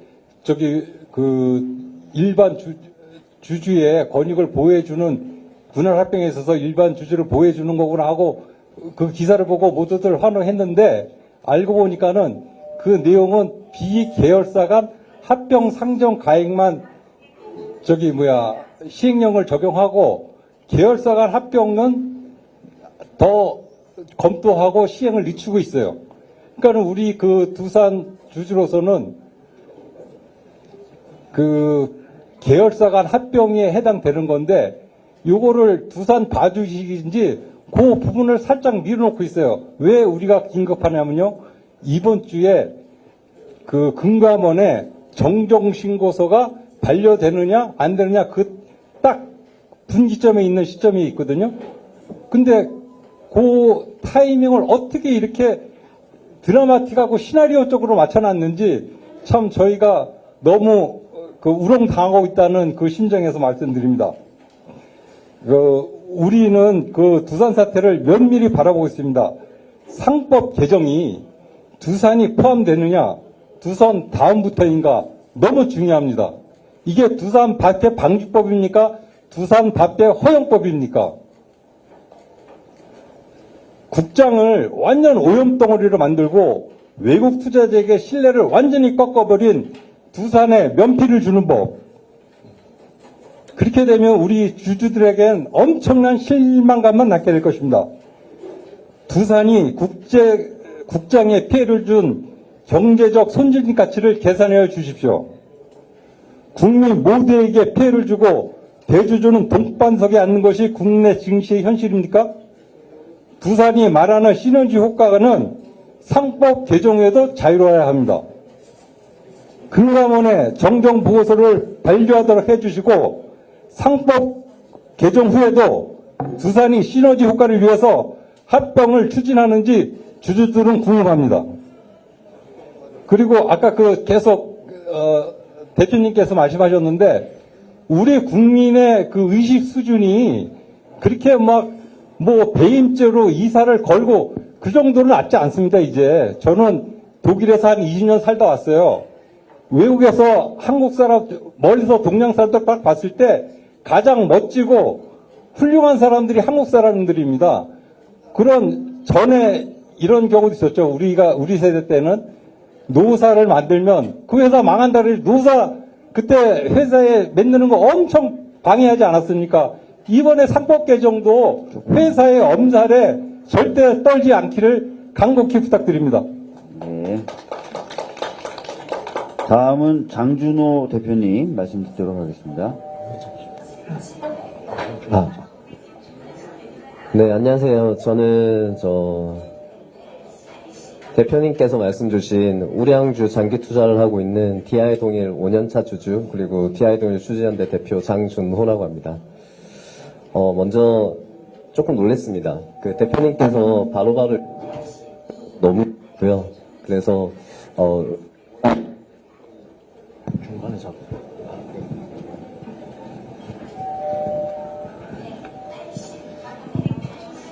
네, 원활한 소통이 되고 있는 것 같아서 개미 투자자로서 되게 의미 있는 자리라고 생각을 하고 있습니다. 사실 이제 개별 사안에 대해서 저는 준비를 해왔습니다. 개별 사안을 이제 현장의 목소리를 들으셔야 이거 왜 상법 개정을 해야 되는지를 정확하게 더 잘 이해를 하실 수 있을 것 같아가지고 개별 사안을 준비를 해왔는데 오늘 자리에 이제 개별 사안에 대해서는 혹시 민원성의 얘기가 될 수 있다 말씀을 주셔서 그 부분을 좀 제외하고 제가 말씀을 드려보도록 하겠습니다. 우선 아까 이상목 대표님이 잠깐 말씀을 주셨는데 대한민국은 이사회 의장의 그 권한이 너무 막강합니다. 아까 대표님께서 이 법을 어긴 것에 대한 이제 법은 만들 수 없다고 말씀을 주셨는데요. 아닙니다. 방안이 있습니다. 그 방안은 어떤 거냐면 이사회 의장은 이제 사측 경영자가 아니라 객관적 제3자가 맡도록 법을 만들면 되는 것이죠. 왜냐하면 바로 한 이틀 전에 주말에 저희 DI 동일은 난리가 났었습니다. 그 3월 주주총회에서 액트의 전자위임으로 인해서 인정을 했던 의결권에 대해서 이번 이제 25일 다음 주에 임시주총이 있는데요. 임시주총에서는 사측에서 인정을 하지 않겠다고 했습니다. 결국 전자위임을 통한 이제 표는 인정을 하지 않고 직접 오든지 우편으로 보내든지 그러면 이제 그 투표율이 낮아지겠죠. 그렇게 했다가 하루 만에 주주들이 엄청난 분노와 이제 불만을 이제 제기를 하니까 다시 얘기를 없습니다. 그래서 이제 액트의 전자위임을 받아주기로 했는데요. 근데 또 25일 돼서 또 의장이 인정 안 하겠다고 하면 그건 인정 안 하는 겁니다. 그리고 말씀드린 것처럼 지금 저희가 액트로 7% 정도 지분을 모았는데요. 5% 공시 위반으로 걸어버리면 아니더라도 소송이 걸리는 겁니다. 그럼 이제 저희 소액주주들의 약점은 어떻게 되냐면 일단 소송을 하면 1심 나오는데 최소 1년 이상이 걸립니다. 3심까지 가면 한 3년 이상이 걸리겠죠. 그리고 저희 소액주주들이 그게 약점입니다. 저희는 일반 개미 투자자들이기 때문에 그 기간을 그 법률 비용과 시간을 감당할 수가 없습니다. 그 부분을 이제 회사에서 잘 이용을 하는 겁니다. 이제 그런 부분들이 그런 부분들을 하나를 이제 짚고 싶고요. 두 번째는 이제 DI도는 신용공여 금지 원칙에 어긋나는 부분에 대해서 지금 많은 의혹이 있고 기사로 이제 많이 나오고 있습니다. 그런데 그 내일 이제 주주들 한 120명 정도가 이제 해당 사건에 대해서 고발이 예정되어 있는데요. 지금 원래는 DI 동일은 김현장 변호사 맞습니다. 근데 이 건에 대해서 수서경찰서에 지금 있는데 갑자기 친윤로펌 유루라는 데가 등장합니다. 그리고 이 사건이 덮이고 있습니다. 그래서 이제 주주들에게 이 사건에 대해서 고발하자고 하니까 하루 만에 이제 120명이 이제 모이더라고요. 그래서 이제 고발이 진행될 예정인데 이 사건을 왜 이제 말씀을 드리냐고 하면 얼마 전 이제 이사회가 해당 사건에 대해서 4년 만에 추인을 했습니다. 근데 결국은 이제 그 이사회가 경영진을 위한 이제 거수기 역할을 한 거죠. 그래서 나중에 시간이 되고 혹시 현장의 목소리를 제가 전달 드릴 수 있는 충분한 시간이 되면 이제 말씀을 좀 올릴 수 있을 것 같은데요. 그래서 더 이상 이사회가 이제 경영진의 거수기 역할을 하지 못하게 전체 주주들을 위한 이제 상법 개정이 필요하다. 이 말씀을 올리고 싶습니다. 네. 한 분 남았나요? 네. 좀 이따 가고 그러면 시간이 여유가 있다고 하니까요. 아까 윤태준 소장님 말씀이 상당히 일리가 있네요. 그게 주주의 비례적이익을 보호하자 의무 위반 문제가 안 된다. 일리가 있는 것 같습니다. 그리고 지금 주총 의장이 불법을 감행하면서 뭐 소송해라 이렇게 나오는 소송 제도를 악용한다는 그런 얘기군요. 근데 이거는 우리 당에서 검토 안 하고 있죠. 의장의 주총 진행 자체를 그게 좀 문제네요. 그러니까 이게 법제도를 악용해가지고 소송으로 질질 끌고 또 가처분도 잘 안 받아주고 또 소송을 하면 돈 들고 누가 책임지냐. 그것도 문제네. 근데 이것도 우리 이소영 의원이 한번 검토를 한번 해볼 필요가 있을 것 같아요. 하는 김에. 그 제3자를 그러면 누구를 하지? 법원이 규정하는 바로 법원에 그러면 신청을 하면, 근데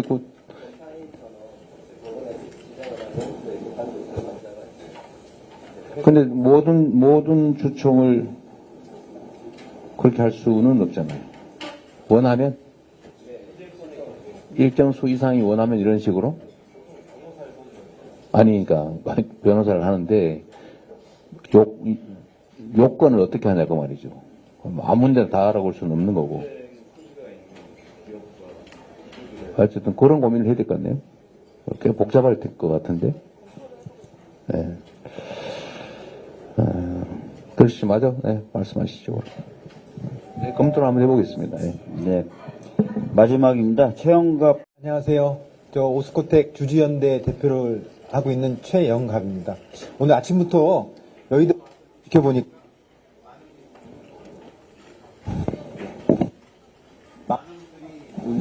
많은 분들이 이제 간담회 준비 때문에 좀 이렇게 피곤해 하시는 것 같아서 저는 최근에 저희 오스코텍 주주연대가 결성했기 때문에 저희 이야기를 잠깐 간단히 하면서 또 오늘 종가로 만약에 오스코텍 주식을 만약에 취득하신다면 1년 후에 손해 보면 제가 다 보상해 드리겠습니다. 좀 제 말씀을 좀 기울여 주시고요. 먼저 간단히 오스코텍에 대해서 농담이었습니다. 진담입니다. 네. 그런 거 하시면 안 됩니다. 네. 농담이었습니다. 네, 농담이었습니다. 네. 오스코텍에 간단히 말씀드리면 한국 제약 100년 역사상에 처음으로 항암제로 FDA를 최근에 통과하게 된 그 레이저팀이라는 원 개발사입니다. 근데 그 레이저팀이 얼마나 대단한 거냐면은 전 세계 아마 폐암 시장에 게임 체인저로 연간 한 50억 불, 우리나라 돈으로 한 6조 5천억의 매출이 발생될 거라고 지금 예상되고 있는 그 물질이고요. 근데 이 우수한 물질이 얼마 전 FDA를 통과하면서 오스코텍은 주식이 한 40%로 떨어졌습니다. 그 이유를 갖다가 들여다보니까 오스코텍의 자회사가 그 권리도 갖고 있는데 이번에 상장을 한다는 소식이 전해지면서 주식이 한 40% 정도 떨어졌습니다. 이게 우리 흔히 얘기하는 쪼개기 중복 상장에 관련된 내용인데요. 저희들 오스코텍 주주들은 그런 내용을 전혀 모르다가 자세히 들여다보니까 가장 큰 문제는 대주주 김정근 대표의 아들 주식을 갖다가 오스코텍 주식을 저희들 모르게 취득해서 편법 증여를 갖다가 하는 데 의심이 되는 그런 상황이고요. 저희들이 생각할 때 좀 상식적으로 볼 때 국내에는 사무실도 없고 직원도 없고 세금도 한 푼 안 내는 자회사 미국 회사를 왜 국내에다가 상장하는지 전혀 좀 이해가 안 되는 상황입니다. 그리고 이제 현재 오스코텍 관련해서는 지금 사회이사로 예전에 홍남기 경제부총리께서 지금 활동 중이시는데 저희는 오스코텍 주주로 아무런 힘이 없다 보니까 지금 계속 피눈물을 흘리고 있는 상태고, 그리고 대주주의 아들에게 자산 증식을 위한 이 쪼개기 중복 상장이 아닌 저희 대부분 주주들은 좀 합병을 지금 원하고 있는 상황입니다. 네. 그래서 하여튼 지금 저희가 하여튼 희망적으로 생각하는 것은 더불어민주당에서 지금 추진하고 있는 그 상법 개정에 대해서 대단한 기대를 하고 있고, 좀 더 우리나라의 국내 증시의 대위 소송의 범위를 좀 넓혀서 소액 주주들의 좀 이익을 보호하는 어떤 그런 상법 개정으로 간다는 것에 대해서 큰 박수를 보내고, 그리고 이런 소액 주주의 어려움을 지금 대변하고 있는 플랫폼 액트 윤태수 소장님과 이상국 대표님 하여튼 진심으로 감사드리면서 짧게 저희 말씀 드리겠습니다. 감사합니다. 네, 말씀을 다 하신 것 같은데, 이소영 의원 잠깐 하실 말씀 있으면 좀 할까요? 네, 안녕하세요. 이소영입니다. 최근에 우리 코스피 코스닥 상황이 너무 안 좋아서 지수가 많이 흘러내리고 또 우리 국민들 자산이 이제 녹아내리는 이제 상황들이 굉장히 안타깝고 굉장히 답답한 상황인데 오늘 말씀 들어보니까 정말로 해야 될 일이 굉장히 많구나라는 생각이 듭니다. 이 많은 과제들을 한꺼번에 해결할 수는 없겠지만 중요한 것부터 가능한 것부터 하나씩 해 나가겠다는 약속을 드리고 싶습니다. 그중에 가장 중요한 게 상법 개정이라고 생각합니다. 우리 증시에 많은 문제점이 있지만 가장 근본적으로 우리가 해결해야 되는 문제는 경영자들이 주주의 눈치를 보지 않고 총수의 눈치를 보고 있다라고 하는, 그래서 상속세를 적게 내기 위해서 주가를 누르고 돈 한 푼 안 내고 지분율을 올리는 이런 해외에서는 일어날 수 없는 일들이 더 이상 우리나라 증시에서도 일어나선 안 된다. 그것이 바로 상법 개정이라고 생각을 합니다. 재계에서 우려하고 있는 부분들은 지금 회사에 대한 이사의 충실 의무를 적용하는 과정에서 확립되어 있는 경영 판단의 원칙이라는 대법원 판례에 따라서 상당 부분 해소될 수 있다라고 생각을 합니다. 경영자의 정상적인 의사결정은 지금 우리나라 법 체제 안에서 다 보호되고 있기 때문에 나쁜 짓을 하지 말아라라고 하는 이 상법 개정의 정당성은 우리가 충분히 공감할 수 있다 이렇게 생각을 하고요. 근데 다만 상법 개정 꼭 해야 되는 일인데 우리 국내 증시 살리려면 하지 않을 수 없는 일인데 재계에서 경영자들이 특히 총수들이 많이 반대하고 싫어하는 법입니다. 그래서 굉장히 어렵습니다.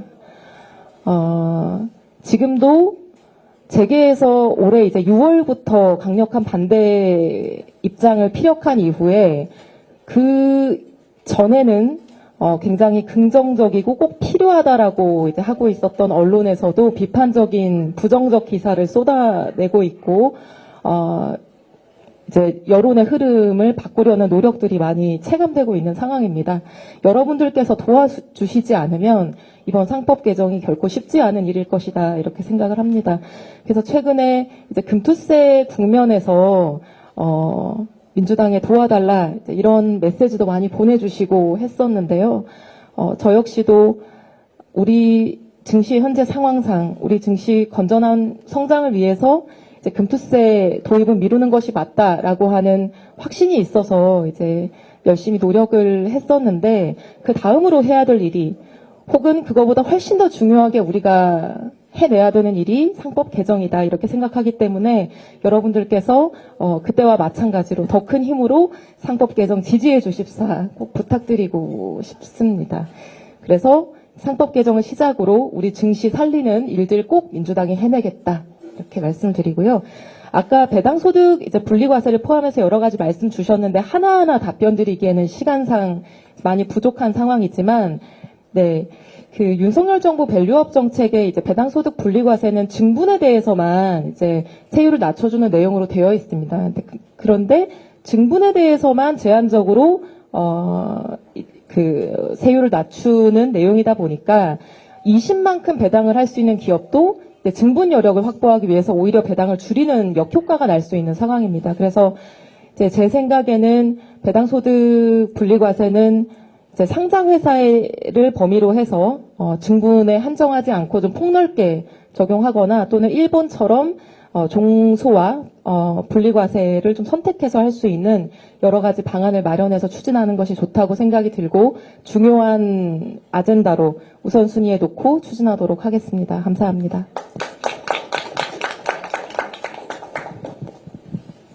네, 제가 상법 개정안을 발의를 하고 있는데요. 저는 글로벌 회사에서 주주총회나 이사회를 참여를 많이 했는데 한국의 상장회사하고 비교를 해보면 주주들 어떤 의사결정을 할 때 주주들의 이익에 대한 고려라든가 이런 것들이 굉장히 부실하다 이런 생각이 많이 들고요.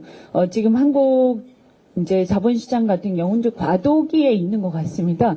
그래서 모든 것을 소송이나 형사처벌로만 또 할 수는 없는 거고요. 왜냐하면 또 그렇게 하다 보면 시간만 계속 가고 또 그렇다고 해서 그냥 믿고 맡길 수도 없는 게 지금 현재 보면 한국의 기업의 경영진들의 수준이라는 게 굉장히 글로벌 수준에 이제 미달하는 개발도상국 수준에 지금 멈춰 있거든요. 그래서 저희는 지금 굉장히 어려운 상황에서 이 과도기를 현명하게 잘 넘어가야 하는데, 그래서 이번에 보면 두산 바켓이라든가 이수페타시스, 또 고려아연, 또 LG 엔솔 이런 것들과 관련해서 굉장히 있을 수 없는 일들이 일어나서 우리 주주들께서 굉장히 상심하실 거라고 생각을 합니다. 그래서 이번에 상법 개정안은 우리 대표님 말씀하셨다시피 자본시장법을 사실은 개정하는 게 현실적이긴 합니다. 왜냐하면 상장되지 않은 회사에 대해서까지 요구를 하기에는 우리나라 지금 그렇기 때문에, 그래서 어쨌든 간에 일단은 상법 개정안을 제출을 했고, 그 다음에 업무상 배임 문제는 미국 영미법계에서는 어쨌든 간에 이것이 형사로 처벌하기보다는 이사의 충실 의무로 가지고 처벌을 하는 추세에 있는데요. 저희 같은 경우는 현재는 두 개가 어느 정도는 공존해 가다가 이것이 자리를 잡으면 결국 하나는 이제 점점 사문화돼 가는 상황으로 가지 않을까. 그래서 말 가능하다면 업무상 배임죄를 뭐 폐지를 하거나 폐지가 어렵다면 여기에 예를 들면 아까 판례에 분명히 나와 있는 거긴 하지만 경영 판단의 원칙이나 이런 것들을 좀 명시를 해서 검찰이 이 수사 과정에서 남용하지 않도록 하는 것도 좀 고려해 볼 만하다. 그리고 또 하나는 이사들의 이제 충실 의무에 대한 이제 공포 이런 걸 자꾸 변명을 하니까 예를 들어서 손해배상 보장 보험제도 같은 것을 의무화한다든지 이런 것들을 세부적으로 좀 구체적으로 넣게 되면 훨씬 더 이게 합리적으로 돌아갈 수 있을 거라고 생각을 합니다. 앞으로 구체적인 것들은 우리 주주들하고 같이 소통을 해서 또 이렇게 공시라든가 주주에 대한 정보를 충분히 함께 소통할 수 있는 이런 것들 넓힐 수 있도록, 또 금감원의 역할이 훨씬 더 확대될 수 있도록 그렇게 함께 제도를 바꿔나가는 데 노력하도록 하겠습니다. 고맙습니다. 예, 이제 마칠 시간이 다 되었습니다. 대표님 마무리 발언을 좀 듣고 마치도록 하겠습니다. 제가 말씀드리는 건 별로 중요하지 않을 것 같고, 뭐 꼭 하시고 싶은 말씀이 있으세요? 짧게. 아니, 여기 오면서 꼭 여쭤보고 싶었던 게 있었는데 대표님께 제가 그 질문을 놓치고 다른 얘기를 했던 것 같습니다. 제 주변 사람들도 많이 그렇고요. 일반 국민들이 잘 이해를 못하고 있는데요. 여당은 개미 투자자들을 위해서 금투세 폐지는 찬성을 하는데 상법 개정은 왜 반대하는지 혹시 알려주실 수 있으신지 요거 꼭 여쭤보고 싶었습니다. 주변에서 너무 궁금해 하거든요. 저도 이해가 잘 안 되고요. 정치 세계에는 국민의 눈높이에서 도저히 납득할 수 없는 일들이 많이 발생합니다. 왜 그런지는 저도 모르죠. 뭐 다양한 이유가 있겠습니다. 제가 답변을 드릴 수 없는 상황인 것 같아요.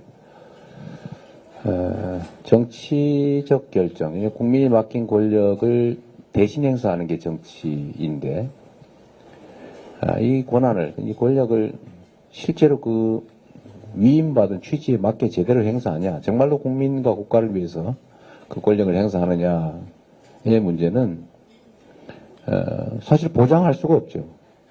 일단 권력이 맡겨지면 일정 기간은 자기 권력을 행사하니까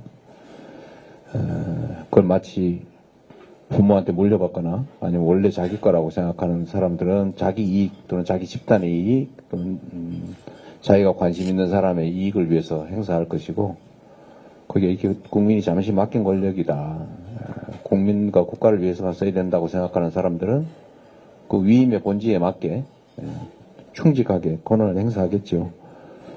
그건 결국 권력을 맡긴 국민이 선택하고 국민이 결국은 책임지는 부분입니다. 책임이라고 하는 게 뭐 네 잘못이다 그런 취지가 아니고 그 결과를 다 떠안는다 그 말이죠. 어떤 법률을 만들든지 아니면 어떤 정책을 시행하든지 하는 게 부당하고 불공정하면 결국 그 피해를 국민이 입죠. 그런데 그 권력이 제대로 국민과 국가를 위해서 행사되면 어떻게 국가도 발전할 거고 개인도 피해보지 않을 거고 정당한 혜택을 누리겠죠. 그러면 사회도 발전하겠죠. 어느 길로 갈지는 결국 국민이 선택하는 것이고, 또 투자자 여러분들도 지금 뭐 많이 행동하시지 않습니까? 실제 행동해야 돼요. 이 법률 하나 개정하는데도 이게 상식 아닙니까? 뭐 대부분의 선진 자본주의 국가들이 다 취하고 있는 제도예요. 어느 나라가 세상에 자기가 경영상 그 결정권을 가지고 있다고 자기 그 지분으로 보면 얼마 안 되는 소규모 지분이죠. 그러나 다른 사람은 조금씩 가지고 있는 압도적 다수고 자기는 소수지만 좀 많이 가지고 있다는 이유로 그 압도적 지분을 가진 다수의 이익을 침해하면서 자기 사적 이익을 챙기지 않습니까?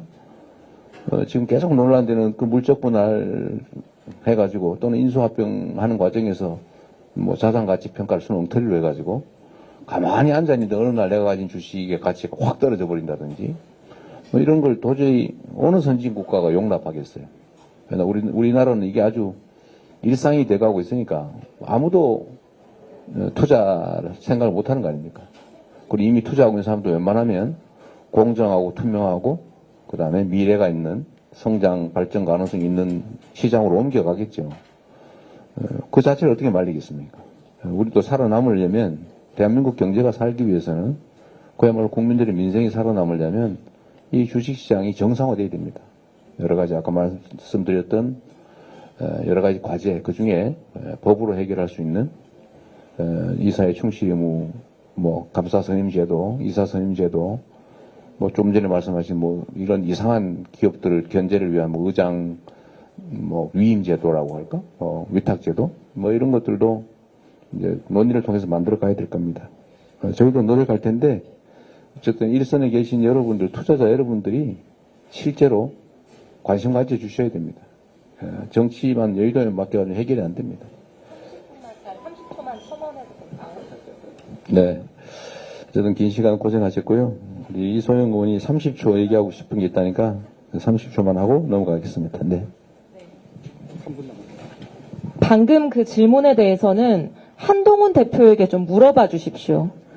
본인이 주식 투자자들에게 진심이라고 얘기하면서 우리 증시 살리는 일을 뭐든지 다 할 것처럼 그렇게 얘기해놓고서 왜 금투세 폐지 민주당이 결정하고 나니까 아무것도 하지 않는지, 우리 증시 살리는데 꼭 필요한 상법 개정에 대해서 왜 아무것도 하지 않는지, 왜 반대 입장으로 돌아섰는지, 김상훈 국민의힘 정책위 의장은 왜 갑자기 논리적 모순이라고 하면서 이걸 반대하고 있는지, 그리고 이복현 금감 원장한테도 좀 물어봐 주십시오. 지금까지 이사 충실 의무 주주에게 확대하는 거는 가지 않을 수 없는 길이고 우리한테 꼭 필요한 법이라고 그렇게 소신 발언해왔으면서 무슨 압력과 외압이 있었길래 갑자기 입을 싹 닫고 신중해야 된다, 검토할 게 많다라고 하면서 입장을 바꾸고 있는지 저희가 직접 물어보기 어려워서 그러니까 좀 물어봐 주십시오. 이상입니다. 그 답만 말씀드릴게요. 그거는요, 보수가 아니라 기득권을 대변하기 때문이에요. 저는 진짜 자본주의에 대한 이해가 필요하다고 생각합니다. 예. 오늘 주신 말씀들 반영해서 저희가. 죄송한데 저도 30초만. 죄송합니다. 30초만.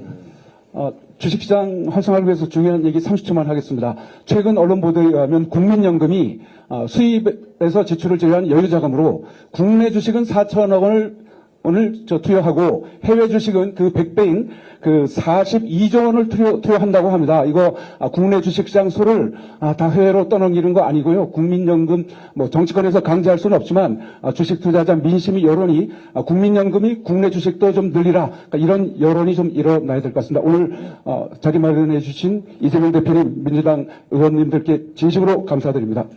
네, 오늘 주신 말씀들 참고해서 여러 가지 제도 개선 방안을 만들고요. 상법은 반드시 저희들이 개정하겠다. 여러분들의 도움이 많이 필요하다. 이런 말씀을 좀 드리도록 하겠습니다.